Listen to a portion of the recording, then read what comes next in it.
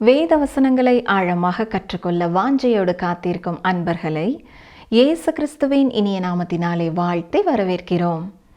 நாம் கடந்த நிகழ்ச்சியிலே லேவியராகமம் 3ஆம் அதிகாரம் 5ஆம் வசனம் வரை கற்றுக்கொண்டோம். அந்த பகுதியிலே சமாதான பலி என்பது தேவனோடு விசுவாசிகள் கொள்ளும் ஐக்கியத்தை குறித்து பேசுகிறது என்றும் கற்றுக்கொண்டோம்.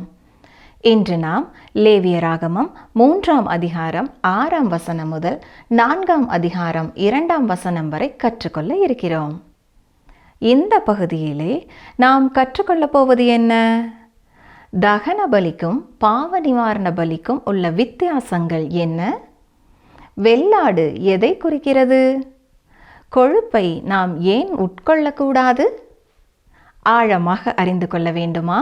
தொடர்ந்து எங்களுடன் இணைந்திருந்து கற்றுக்கொள்ளுங்கள். பிரியமானவர்களே, இன்று நாம் லேவியராகமம் 3ஆம் அதிகாரம் 6ஆம் வசனம் முதல் சிந்திக்கப் போகிறோம். 3ஆம் அதிகாரத்தின் ஆரம்பத்திலே சமாதான பலியை குறித்து நாம் சிந்திக்க துவங்கினோம். இப்பொழுது லேவியராகமம் 3ஆம் அதிகாரம் 6ஆம் 7ஆம் வசனங்களை பாருங்கள். அவன் கர்த்தருக்கு சமாதான பலியை படைக்க வேண்டுமென்று ஆட்டு மந்தையிலிருந்து எடுத்து செலுத்துவானாகில் அது ஆணானாலும் சரி பெண் ஆனாலும் சரி பழுதற்றிருப்பதை செலுத்துவானாக. அவன் ஆட்டுக்குட்டியை பலியாக செலுத்த வேண்டுமானால் அதை கர்த்தருடைய சந்நிதியில் கொண்டு வந்து. பொதுவாக ஆட்டுக்குட்டி இயேசு கிறிஸ்துவின் குணநலனை தெளிவாக காட்டுகிறது. எனவே அதை பலிக்காக தெரிந்து கொள்ளும் பொழுது சரி என்று சொல்லுவோம். இதற்கு எதிர்மறையாக காளையை பலியிட வேண்டும் என்று சொல்லும் பொழுது இயேசு கிறிஸ்துவின் ஊழியத்தின் மற்றும் ஒரு பகுதியை இது காண்பிக்கிறதா இருக்கிறது. காளை ஒரு வீட்டு மிருகம்தான். பொதிகளை சுமந்து செல்லவோ வயலை உழுவதற்காகவோ இது பயன்படுத்தப்பட்டது. எனவே பிரயாணம் வியாபாரம் தொடர்பான ஒரு மிருகம் இது. இது மனிதனுக்கு ஒரு வேலையாளாகவும் நண்பனாகவும் இருந்தது. எனவே காளை கிறிஸ்துவை ஒரு ஊழியக்காரராக காட்டுகிறது. இயேசு கிறிஸ்துவின் ஊழியத்தின் இந்த தன்மையைத்தான் மார்க் எழுதின சுவிசேஷம் தெளிவாக வெளிப்படுத்துகிறது. கிறிஸ்து ஊழியனாக கருதப்படுகிறார் என்று சொல்லும் பொழுது சொன்ன வேலையை செய்யும் ஒரு பையனைப் போல அல்ல, செருப்பு துடைக்கும் ஒரு மனிதனைப் போலவும் அல்ல. அதாவது மனிதன் சொல்லுகிற வேலையை செய்யும் ஒரு ஊழியன் அல்ல, தேவனுடைய ஊழியக்காரராக மார்க்கு நமக்கு இயேசு கிறிஸ்துவை காண்பிக்கிறார். பிதாவினுடைய சித்தத்தை செய்ய வந்தவர். ஆனால் ஆட்டுக்குட்டியை குறித்து சொல்லும் பொழுது இயேசு கிறிஸ்து முழுக்க முழுக்க வாழ்க்கையிலேயும் மரணத்திலேயும் மனிதனோடு ஒப்பிட்டு கூறப்படுகிறார். ஞாபகம் இருக்கிறதா? இயேசுவின் ஊழியத்தின் ஆரம்ப காலத்திலே யோவான் ஸ்நானகன் அவரை அறிமுகப்படுத்தும் பொழுது இதோ உலகத்தின் பாவத்தை சுமந்து தீர்க்கும் தேவ ஆட்டுக்குட்டி என்று அறிமுகப்படுத்தினார்.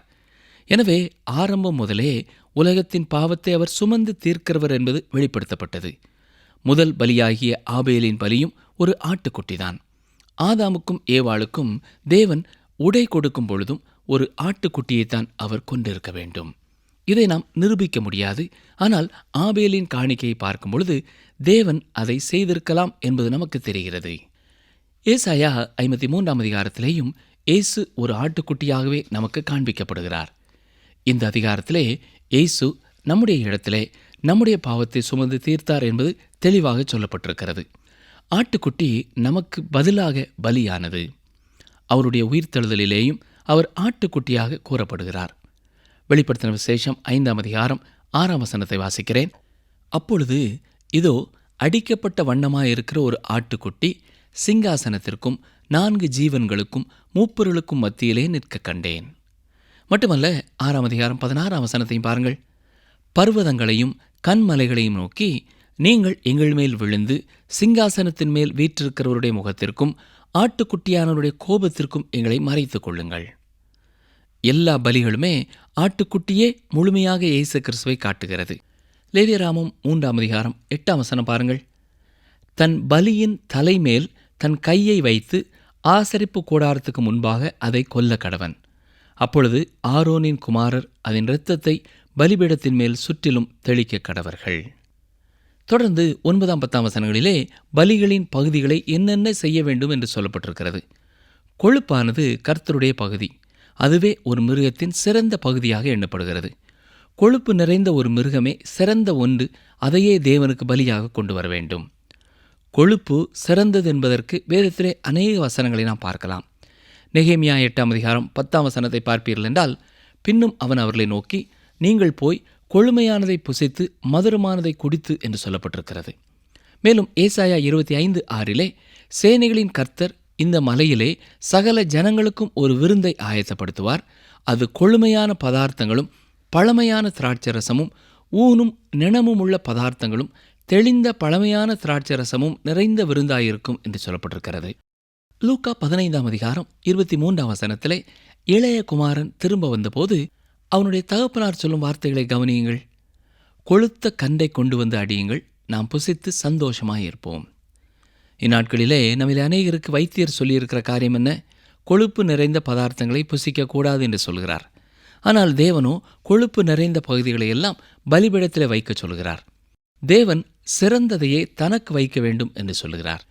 இங்கேதான் சமாதான பலியின் ஆழமான முழு அர்த்தத்தையும் நாம் பார்க்கிறோம். தேவனோடு ஐக்கியம் கொள்வது இயேசு கிறிஸ்துவின் இரத்தத்தை சார்ந்ததாய் இருக்கிறது. அது உண்மைதான். ஆனால் அந்த ஐக்கியத்தின் மற்றும் ஒரு பகுதியை நாம் கவனிக்க வேண்டும்.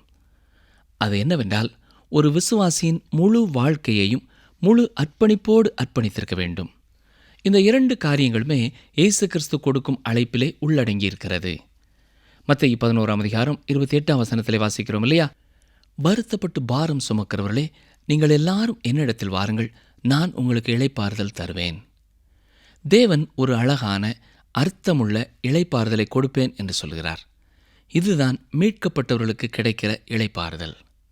மேலும் மத்தேயு 11ஆம் அதிகாரம் 29-30ஆம் வசனங்களை பார்ப்பீர்கள் என்றால், நான் சாந்தமும் மனத்தாழ்மையுமாய் இருக்கிறேன், என் நுகத்தை உங்கள் மேல் ஏற்றுக்கொண்டு என்னிடத்தில் கற்றுக்கொள்ளுங்கள், அப்பொழுது உங்கள் ஆத்துமாக்களுக்கு இளைப்பாறுதல் கிடைக்கும், என் நுகம் மெதுவாயும் என் சுமை லகுவாயும் இருக்கிறது என்றார்.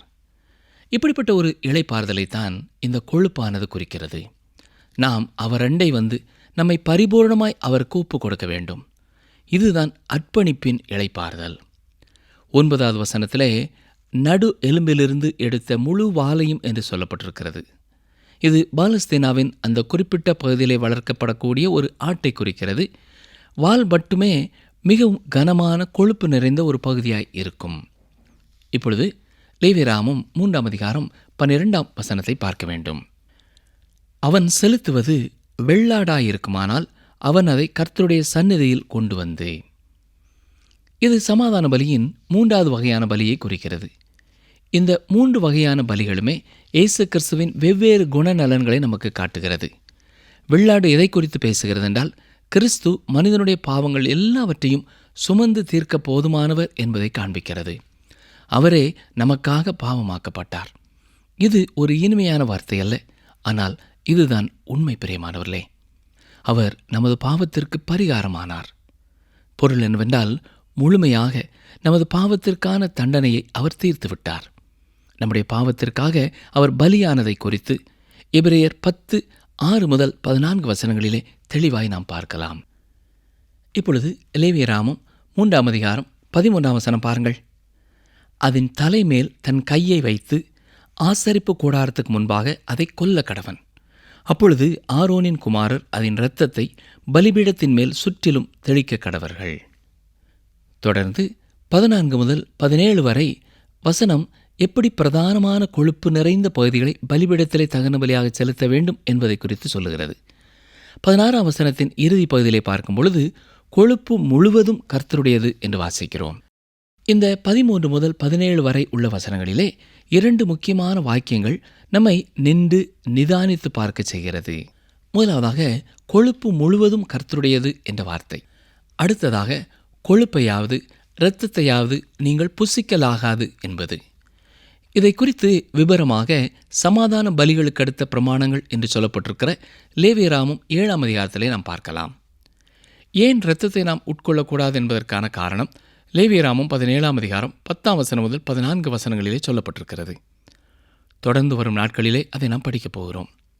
கொழுப்பை ஏன் நாம் உட்கொள்ளக்கூடாது என்பதற்கு இங்கேயே காரணம் சொல்லப்பட்டிருக்கிறது. கொழுப்பு முழுவதும் கர்த்தருடையது என்று சொல்லப்பட்டிருக்கிறது. மனிதன் இரத்தத்தினாலே தான் மீட்கப்பட்டான் என்பதை நினைவிலே வைத்திருக்க வேண்டும். அதுவே தேவனுக்கு முன்பாக நாம் ஏற்றுக்கொள்ளப்படுவதற்கான அடிப்படையாய் இருக்கிறது. அதுவே தேவனோடு நாம் ஐக்கியம் கொள்ள வழிவகுக்கிறது. ஆனால் கொழுப்பு கர்த்தருடையது. தேவன் சிறப்பானதை தனக்காக கொடுக்கும்படியாய் சொல்கிறார். அவரோடு கூட ஒரு சிறந்த ஐக்கியத்தை நாம் அனுபவிக்க வேண்டுமென்றால் நாமும் நம்முடைய சிறப்பான காரியங்கள் எல்லாவற்றையும் அவருக்கென்று கொடுக்க வேண்டும். அதாவது நம்மையே முழுமையாக அவருக்கு நாம் அர்ப்பணிக்க வேண்டும். நமது மீட்பை தொடர்ந்து நாம் அன்போடு கூட பரிபூர்ணமாய் நம்முடைய வாழ்க்கையை அவருக்கு அர்ப்பணிக்க வேண்டும். அப்பொழுதுதான் தேவனோடு ஒரு இனிமையான உறவை, சமாதான உறவை நாம் அனுபவிக்க முடியும். இதை குறித்துதான் ரோமர் 12ஆம் அதிகாரம், யோவான் 13, 14ஆம் அதிகாரங்கள், பிலிப்பியர் 3ஆம் அதிகாரம் 10 முதல் 14 வசனங்களிலே சொல்லப்பட்டிருக்கிறது. ரட்சிப்பு இரத்தத்தினாலே வருகிறது, பரிசுத்தமாக்கப்படுதலும் பணிவிடை செய்தலும் கொழுப்பினாலே வருகிறது.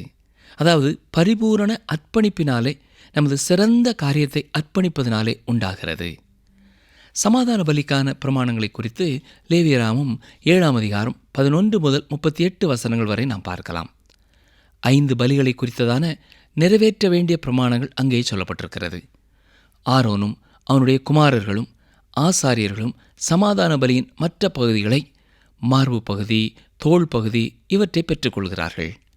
மார்பு பகுதி கிறிஸ்துவின் அன்பை குறித்து சொல்கிறது. அதன் தோள் பகுதி கிறிஸ்துவின் பலனையும் வல்லமையையும் குறித்து சொல்லுகிறது. எவ்வளவு கேவலமான ஒரு பாவியையும் அவரால் ரட்சிக்க முடியும். அருமையான சகோதரனே, சகோதரியே, இந்த சமாதான பலியை குறித்து பேசும்பொழுது ஆண்டவராய் இயேசு கிறிஸ்துவை உங்களால் பார்க்க முடிகிறதா? நமக்குள்ளே சிறந்த காரியங்களை அவருக்கென்று நாம் கொடுக்க வேண்டும். நம்மையே முழுமையாக அவருக்கு நாம் கொடுக்க வேண்டும். சரி, லேவியராகமம் 4ஆம் அதிகாரத்திற்குள்ளே நாம் பிரவேசிக்கலாம். இங்கே கர்த்தருடைய கட்டளையை அறியாமையினாலே மீறினவர்களை குறித்தும், ஆசாரியனின் பாவங்களை குறித்தும், சபையின் பாவத்தை குறித்தும், அரசனின் பாவத்தை குறித்தும், பொதுமக்களின் பாவத்தை குறித்தும், பாவ நிவாரண பலியை குறித்தும் பார்க்கிறோம். 3 வகையான சுகந்த வாசனையான பலிகளை குறித்து பார்த்தோம்.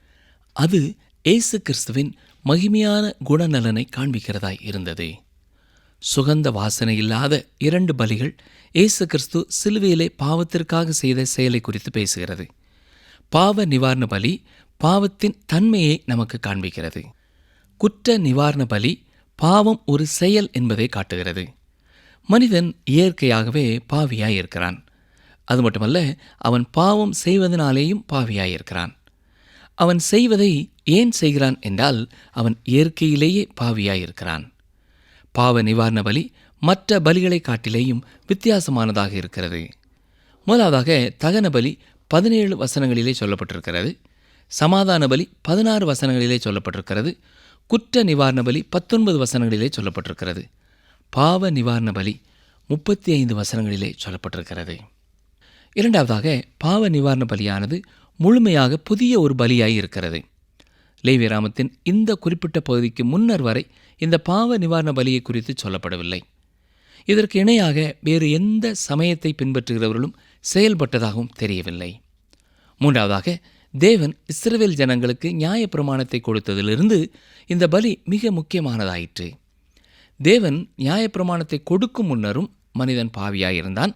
ஆனால் நியாயப்பிரமாணமே அவனை பாவி என்பதை அவனுக்கு வெளிப்படுத்தியது. இந்த பாவ நிவாரண பலியானது எல்லா பண்டிகையின் காலத்திலேயும் செலுத்தப்பட வேண்டும். பஸ்கா பண்டிகையாக இருந்தாலும் சரி, பெந்தைகோஸ்தே பண்டிகையாக இருந்தாலும் சரி, எக்கால பண்டிகையாக இருந்தாலும் சரி, கூடார பண்டிகையாக இருந்தாலும் சரி, இந்த பலி செலுத்தும் பொழுதுதான் பிரதான ஆசாரியன் மகா பரிசுத்த ஸ்தலத்திற்குள்ளே பிரவேசிக்கிறார். நான்காவதாக, தகன பலி செலுத்தும் இடத்திலே தான் இந்த பலியும் செலுத்தப்பட்டாலும் தகன பலியை விட மிக வித்தியாசமானதாய் இது இருக்கிறது. கவனியங்கள், வாசிக்கிறேன். லேவியராகமம் 6ஆம் அதிகாரம் 25ஆம் வசனம். நீ ஆரோனோடும் அவன் குமாரரோடும் சொல்ல வேண்டியதாவது, பாவ நிவாரண பலியின் பிரமாணம் என்னவென்றால், சர்வாங்க தகன பலி கொல்லப்படும் இடத்தில் பாவ நிவாரண பலியும் கர்த்தருடைய சந்நிதியில் கொல்லப்பட கடவது. அது மகா பரிசுத்தமானது. தகன பலி நிறைவடையும் இடத்தில் பாவ நிவாரண பலி துவங்குகிறது. தகன பலி கிறிஸ்து யார் என்பதை சொல்கிறது. பாவ நிவாரண பலி கிறிஸ்து என்ன செய்தார் என்பதை சொல்கிறது. தகன பலியிலே தேவனுடைய உயர்வான பரிசுத்தமான எதிர்பார்ப்பை கிறிஸ்து சந்திக்கிறார். பாவ நிவாரண பலியிலே மனிதனுடைய பரிதாபமான நிலையை கிறிஸ்து சந்திக்கிறார். தகன பலியிலே கிறிஸ்து எவ்வளவு அருமையானவர் என்பது சொல்லப்படுகிறது. பாவ நிவாரண பலியிலே பாவத்தின் வெறுக்கப்பட வேண்டிய தன்மையை நாம் பார்க்கிறோம். தகன பலி தன்னார்வமாக கொண்டு வந்து செலுத்தும் பலி. பாவ நிவாரண பலி கட்டளையிடப்பட்டிருக்கிற பலி. தகன பலியானது சுகந்த வாசனையாக மேலெழுந்து சென்றது. பாவ நிவாரண பலி தரையிலே ஊற்றப்பட்டது. ஒன்று மேல் நோக்கி சென்றது, அடுத்தது கீழ் நோக்கி செல்கிறது. சரி, கவனியங்கள். லேவியராமம் 4ஆம் அதிகாரம் முதல் 2 வசனங்களை வாசிக்கிறேன். பின்னும் கர்த்தர் மோசேயை நோக்கி, நீ இஸ்ரவேல் புத்திரரிடத்தில் சொல்ல வேண்டியது என்னவென்றால், ஒருவன் கர்த்தருடைய கட்டளைகளில் யாதொன்றை அறியாமையினால் மீறி செய்யத்தகாததை செய்து பாவத்துக்கு உட்பட்டால் அறிய வேண்டியதாவது. கவனியுங்கள், ஒரு மனிதன் அறிந்து பாவம் செய்வான் என்றால் இந்த பலி அதற்காக செலுத்தப்பட முடியாது. எபிரேயர் 10ஆம் அதிகாரம் 28ஆம் வசனத்திலே, மோசேயினுடைய பிரமாணத்தை தள்ளுகிறவன் இரக்கம் பெறாமல் 2-3 சாட்சிகளின் வாக்கினாலே சாகிறானே என்று சொல்லப்பட்டிருக்கிறது. இது எதை சொல்கிறது என்றால், விரும்பி ஒருவன் இயேசுவை புறக்கணித்தால் அவனுக்கு ரட்சிப்பு இல்லை. மேலும் எபிரேயர் 10ஆம் அதிகாரம் 26 முதல் 27ஆம் வசனம் வரை பார்த்தீர்கள் என்றால், சத்தியத்தை அறியும் அறிவை அடைந்த பின்பு நாம் மனப்பூர்வமாய் பாவம் செய்கிறவர்களாய் இருந்தால் பாவங்களின் நிமித்தம் செலுத்தத்தக்க வேறொரு பலி இனி இராமல் நியாய தீர்ப்பு வருமென்று பயத்தோடே எதிர்பார்க்குதலும் விரோதிகளை பட்சிக்கும் கோபாக்கினையுமே இருக்கும். அறியாமையினாலே ஒரு மனிதன் பாவம் செய்வது எதை வெளிப்படுத்துகிறது என்றால், இயற்கையாகவே அவன் பாவியாய் இருக்கிறான் என்பதை காட்டுகிறது. நிகழ்ச்சியை கேட்டுக்கொண்டிருக்கிற எனக்கு அருமையான சகோதரனே, சகோதரியே, இதை கட்டாயம் நான் உங்களுக்கு சொல்ல வேண்டும். நீங்கள் அறிந்திருந்தாலும் சரி, அறியாவிட்டாலும் சரி, நீங்கள் பாவிகளாய் இருக்கிறீர்கள். இயற்கையாகவே நானும் நீங்களும் பாவிகள்தான். இதனால்தான் நாம் பாவம் செய்கிறவர்களாய் இருக்கிறோம். பாவத்தை குறித்த தேவனுடைய குணநலன் மாறவே இல்லை. பாவம் தேவனுக்கு விரோதமானது. இதை மனிதன் செய்வதற்கு காரணம், இயற்கையாகவே தேவனுக்கு பிரியமான காரியத்தை செய்ய அவனால் முடியாது. மனிதன் தனது பாவத்தை குறித்து அறிந்து கொள்ள வேண்டும். பாவமானது யார் செய்தாலும் பாவம்தான்.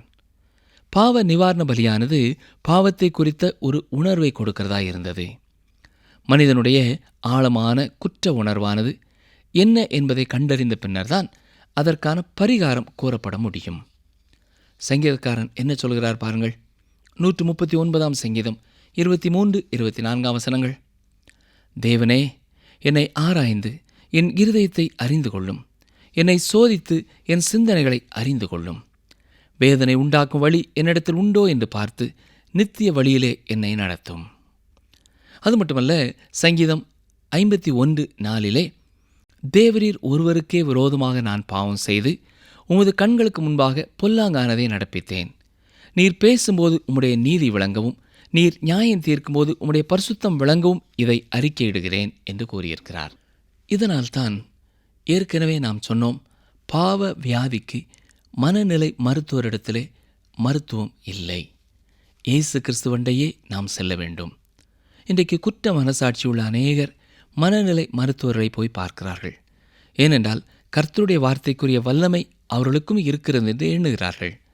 இது தவறான ஒரு எண்ணம் பிரியமானவர்களே. மனிதனுக்கான பரிகாரம் கர்த்தருடைய வார்த்தையிலே தான் இருக்கிறது. ஒரு குற்ற உணர்வோடு கூட நீங்கள் போராடி கொண்டிருப்பீர்கள் என்றால், நீங்கள் கர்த்தரண்டை வந்து, ஆண்டவரே, என்னுடைய இருதயத்தை ஆராய்ந்து என்னை அறிந்து கொள்ளும். வேதனை உண்டாக்கும் வழி என்னிடத்தில் உண்டோ என்று பார்த்து என்னை நித்திய வழியிலே நடத்தும் என்று கேளுங்கள். அருமையானவர்களே, இன்று அநேகர் நினைக்கிறது போல ஒரு தாய் தன் குழந்தைக்கு கொடுக்க வேண்டிய எல்லா அன்பையும் கொடுக்காததினாலே தான் அவன் தவறு செய்கிறான் என்பதல்ல. எல்லாரும் இயற்கையாகவே பாவிகள்தான். எனவே தேவனிடத்திலே வந்து அதை நாம் ஒத்துக்கொள்வோமாக. அறியாமையினால் செய்யப்பட்ட பாவம் என்று சொல்லும் பொழுது, அந்த காரியங்களை செய்யும் பொழுது செய்தவன் இது பாவம் என்பதை அறியாமல் செய்து விடுவது. எனவேதான் சங்கீதம் 19:12 சொல்லும் பொழுது, தன் பிழைகளை உணர்கிறவன் யார்? மறைவான குற்றங்களுக்கு என்னை நீங்களாக்கும் என்று தாவீது ஜெபிக்கிறார். நாம் பாவமுள்ள மனிதர்கள் என்பதை எப்படி அவருக்கு அறிக்கை செய்வது?